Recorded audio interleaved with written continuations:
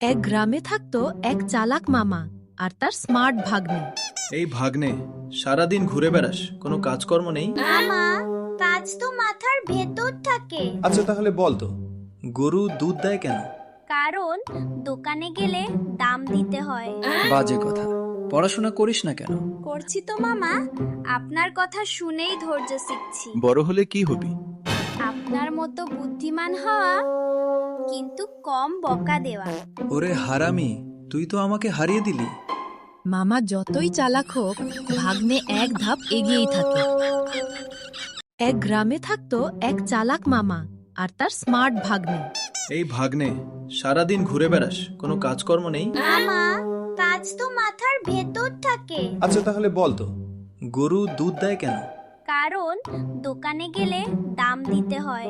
বাজে কথা। পড়াশোনা করিস না কেন?